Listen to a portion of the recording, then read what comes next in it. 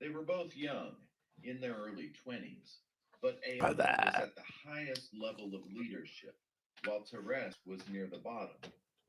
Teres had maintained.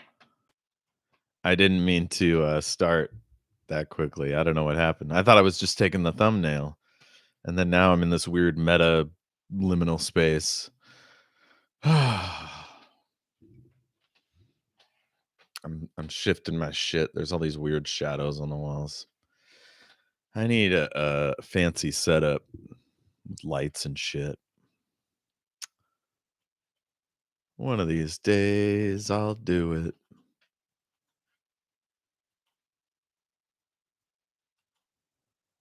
Sorry, I forgot to save my other Audacity thing here. What's it called? Writing process.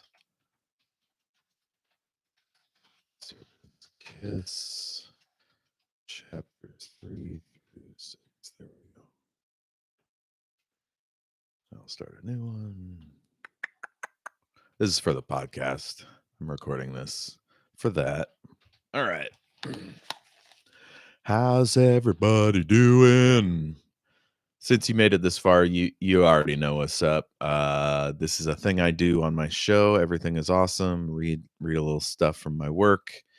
And yeah, this is The Serpent's Kiss, the second book in my book series.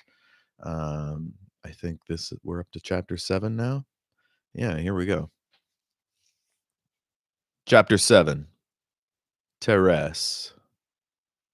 Lieutenant Martok, a great bear of a man, came over to the two heroes, unslinging his rifle and chewing on a stick of jerky. He dipped his head to Ayanna and stood at attention. Ayanna nodded in return and drew her glowing hammer. All went silent at the sight of it. Ayanna's burden, it was called. Given to Ayanna upon her ascension to the priesthood, it was among the most powerful artifacts the church possessed. No one but the beloved matriarch herself knew why Ayanna had been chosen to wield it, other than that she bore the same name as that legendary figure. Honestly, most people didn't even believe that it could have belonged to the woman, so many years having passed since her short life ended. Ayanna took a step, holding the hammer before her. As she walked, Portillion kissed Teresa's hand before rushing to catch up with the priestess and her guardian. Well, now it, it looks like this chapter is about Portillion? Huh. Interesting. Sorry, when I write these things, I'm in a fugue state, so I'm surprised. Anyway, where was I? Martok was a pro. We'll say Teres. But Teres could sense his fear. This place was strange beyond imagining. Oh, I don't know if I mentioned this time, but yeah, I'm using this process to help me edit this one because it's almost uh it's like second or third draft instead of ninth like the first book. So yeah, if you have questions, suggestions, anything, holler at me in the chat or send an email. Everything is awesome podcast at gmail.com. So Martok was a pro, but Teres could sense his fear. This place was strange beyond imagining. Oh, but if only they knew how strange it really was. Portillion had the benefit of the spirit's knowledge, which he dared not admit. Teres had counseled him to keep it quiet. No one would believe that such a thing could be trusted. Teres, on the other hand, believed that its power could be harnessed if the user was strong enough.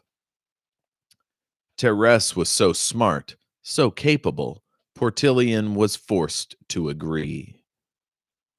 Stepping into the shadow of the great tree-like column, Portillion began to wonder, could he be strong enough to wield this power? Ayanna turned. Portillion, what make you of this? She waved at the slowly rising ramp up to the first level of the column. It was lined with strange trees, trees in the shape and color of human beings. At the head of the ramp, a series of shimmering fields in vibrant colors stood one before the other, leading on to the vast platform that was the structure's current level.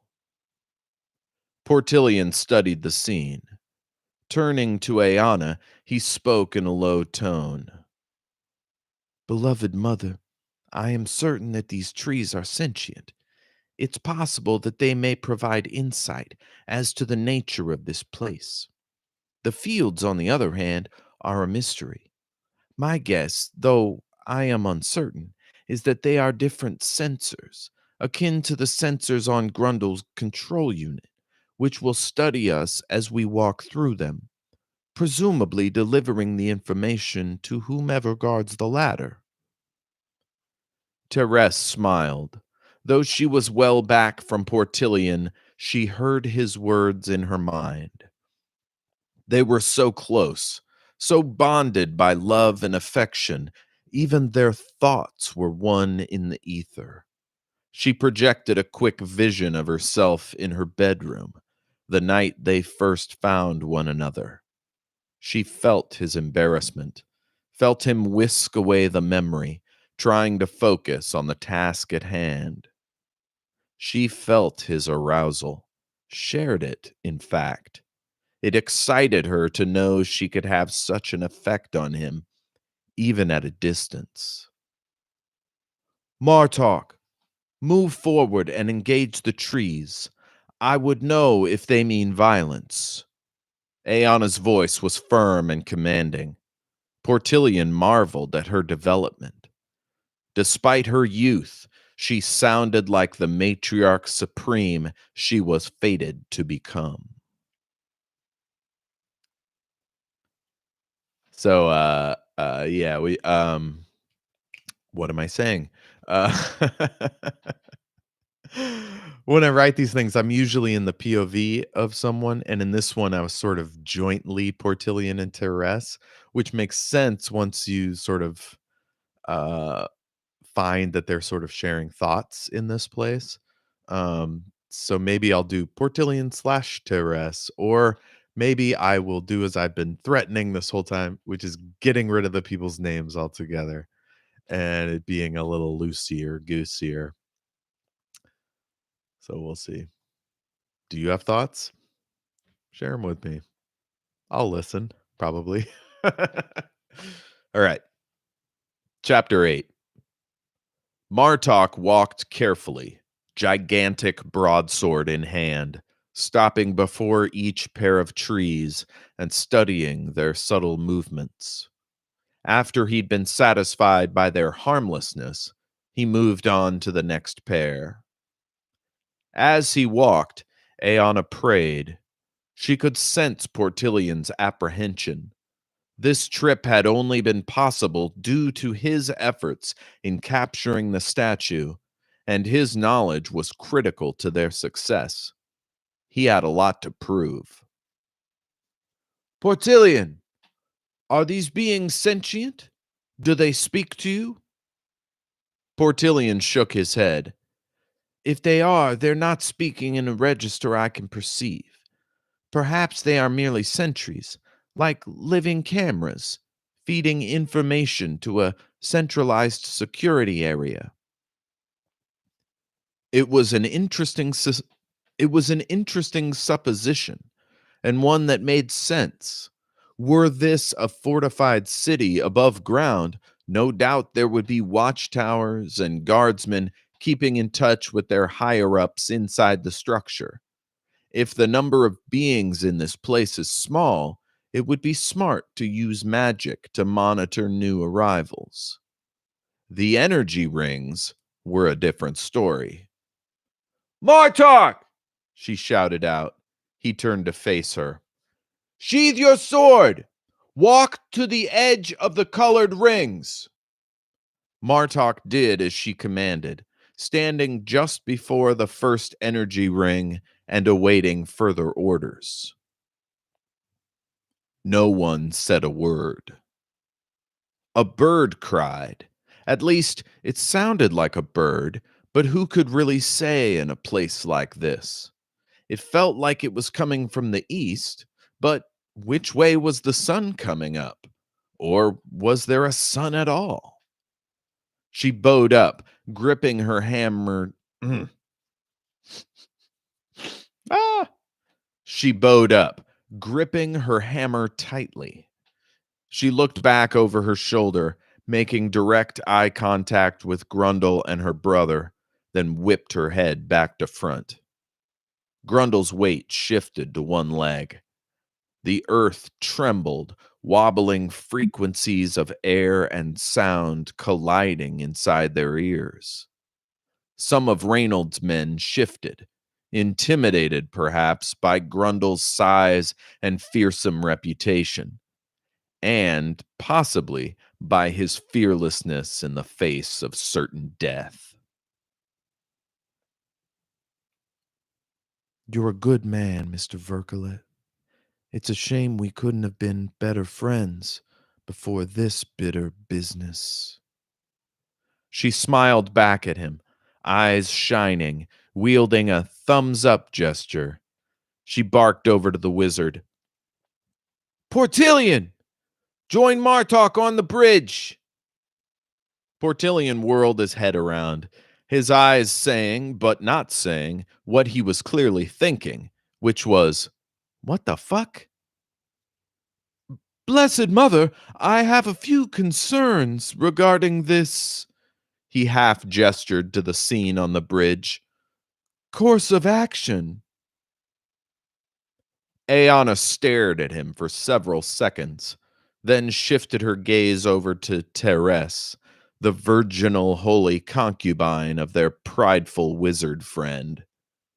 Terese responded by pulling at Portillion's sleeve. He acted as she must have requested, which was to turn towards the bridge and start walking.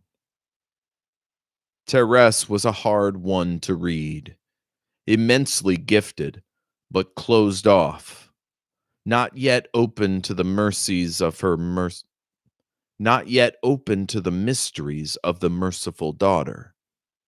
Aeona recalled a bit of scripture from Heretical Inventions, Volume 6, Chapter 18, in which Tardanon raises the scepter of Jinsana Utul to usher in a record harvest in the spring of Tana Vinasura. A great voice rumbled. "And venture forth, my mortals. See the world of wealth and color. Take in the fashions and science of gliders and coffins. But know this: not every day will be sparkled with angels. Shadows will creep in like plants down the hall, and there, when all else fails you, you'll call on me and wish you'd done it sooner. Wait. You'll call on me and wish you'd done it sooner. So resist pride, renounce resistance, announce your arrival, and accept the next order." That scripture had followed her like an ugly dog for most of her life, used for her or about her whenever the mood struck. Resist pride, it said.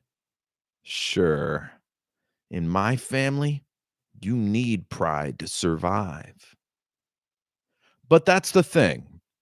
The words don't matter as much as the lesson it's designed to teach.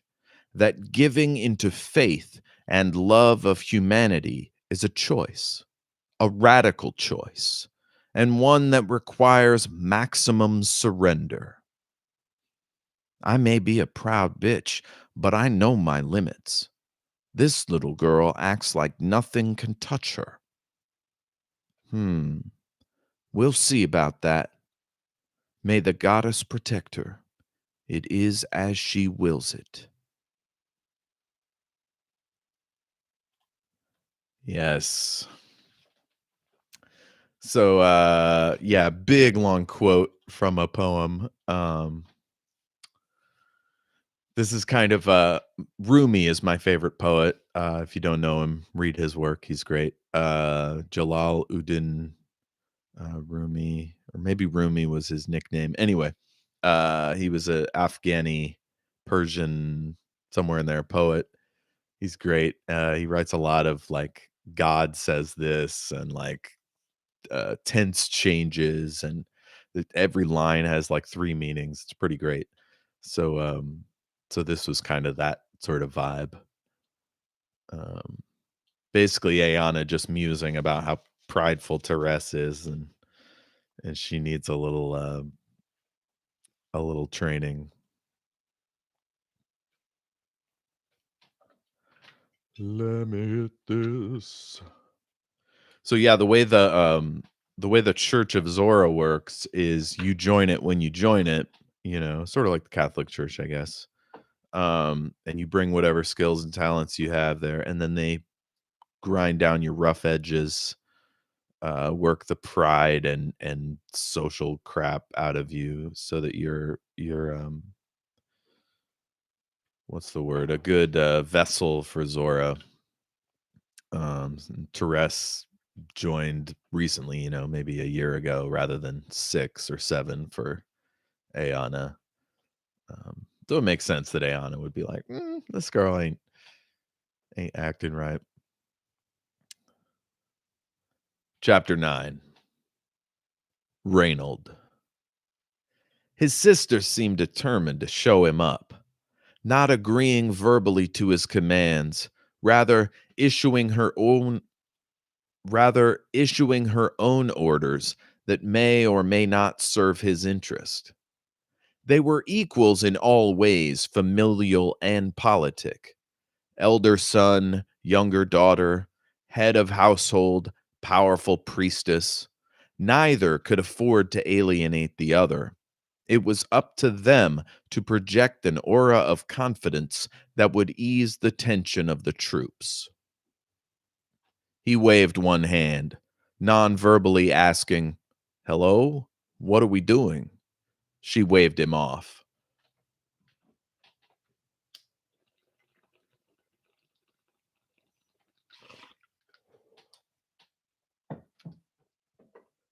Reynold gripped his father's sword and said a prayer.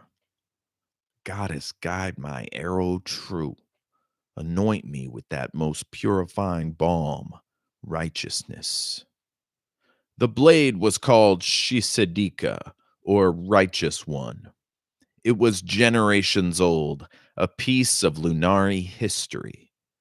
Its presence calmed Reynold, eased his obsessive worrying, kept him sane enough to keep living a life he was supposed to appreciate, but didn't. Much.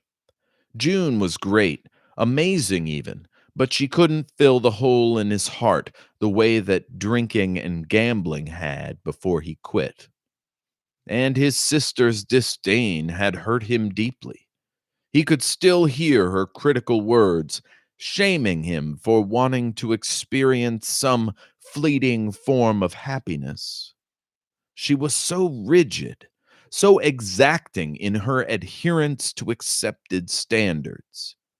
She owned those standards, set them to her exact specifications, and then exceeded them.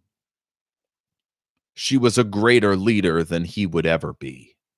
So he knew enough to wait, to watch, and learn what it means to truly be in command. He cupped his hand up to his mouth. "Hey, Anna, what's the plan?" She looked back reprovingly, flicking a hand toward the two loyal gentlemen amidst the strange trees. She shook her shoulders. "Captain, I've sent Portillion in to study the rings and determine if they are safe for us to travel through." He pondered her decision. How could the boy know this? Telepathy? Nonsense. Showboating was what this was. "Sister, with all respect, We ought to keep our most precious forces safely out of harm's way, don't you think? She softened, tilted her head. Reynolds could hear her in his childhood memories. Thanks for the great idea, Rainey. You're so super smart. It's like, wow. He stiffened in his saddle. She smiled broadly, almost laughing. You're welcome to join them, my lord.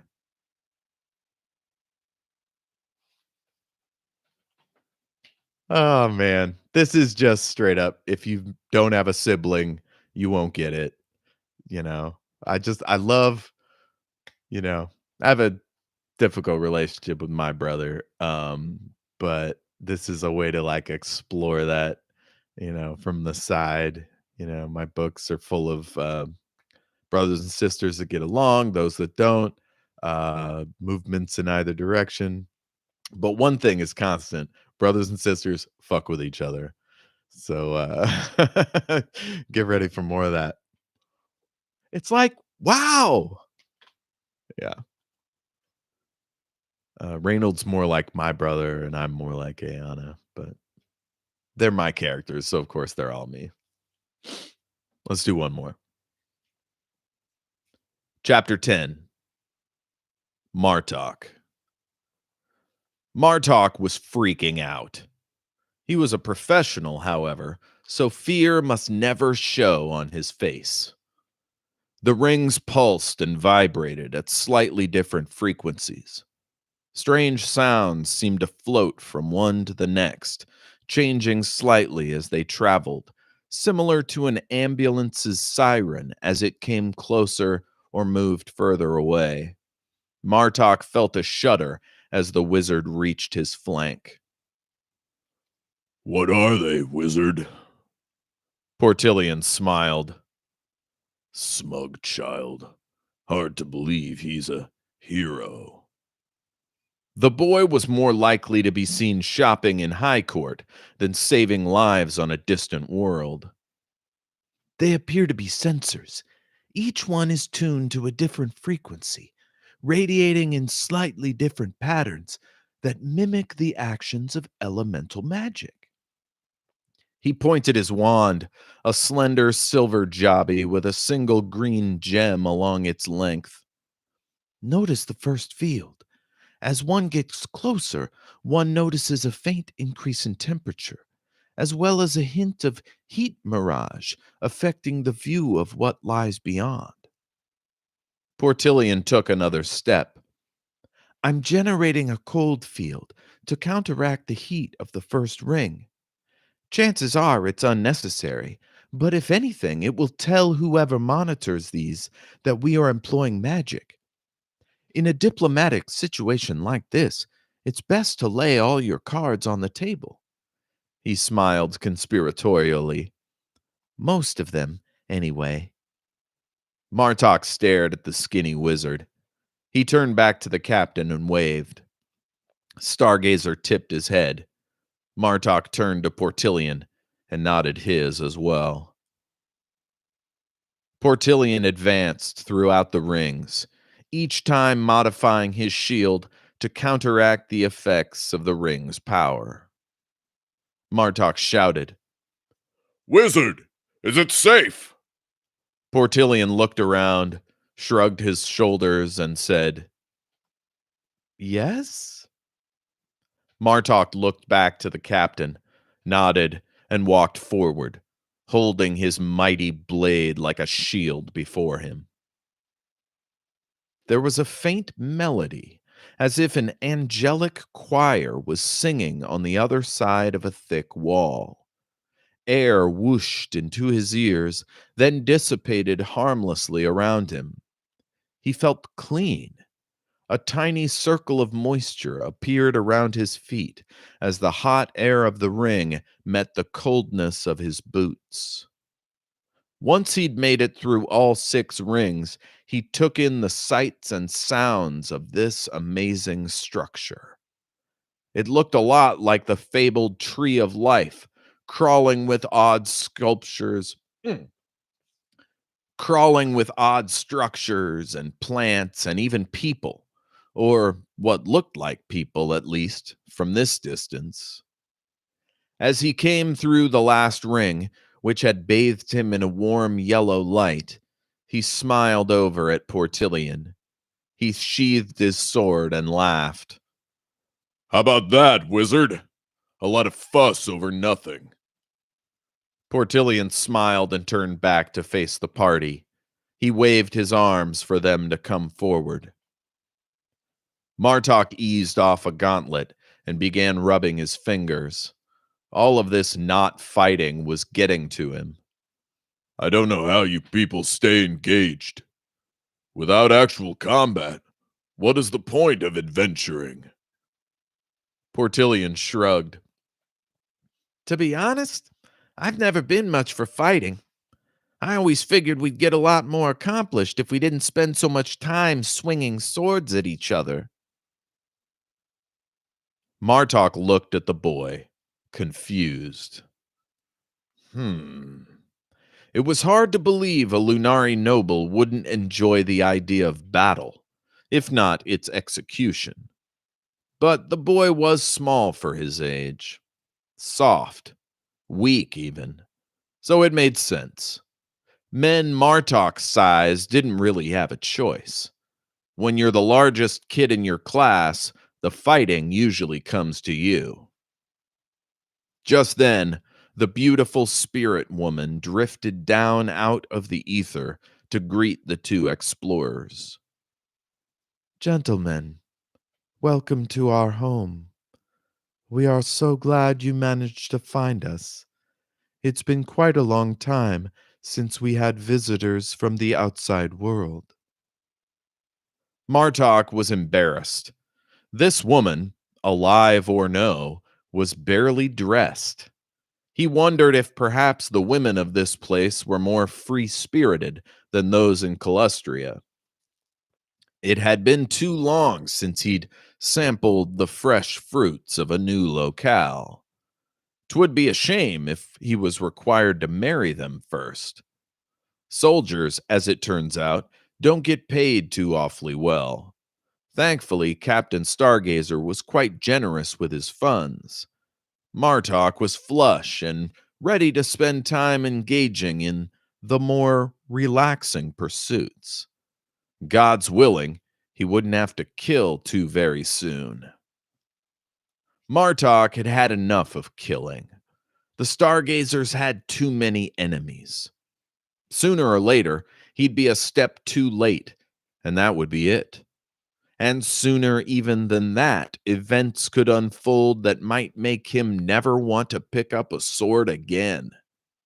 His father had always extolled the pride of excelling in battle. Perhaps if he'd faced as many enemies as Martok had, he wouldn't have rattled on so continuously. Perhaps he would have been silent instead. Perhaps he would barely speak unless to serve the moment. Perhaps he would have been a better leader rather than a disappointment to his children. The man was an asshole. Yet Martok still served to bring honor to his household. Serving a lord as upright and committed as Stargazer was his opportunity to stand above his father's achievements and smile with pride and a bit of contempt for the man and for the message. House Martok would rule the city one day. You may be long dead, father, but I will do it. If I survive.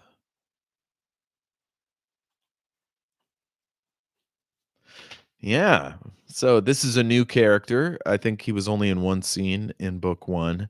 Um, but I wanted to have another sort of fish out of water character to show like what it's like being around heroes, you know. This guy's just like a cop or a soldier, you know, he just does his job, but he's around these fancy people with magic items and shit. Um yeah, when I was writing this, I was I think it was the last season of Game of Thrones or something like that, so He's very much in the mold of the mountain or the hound, just somebody who's spent their whole life killing, and, they're not that graceful or, honed, they're not noble, really. I think I think Gregor the Mountain is technically noble, but he ain't. Anyway, that's chapter 10. So coming up next, back to Therese.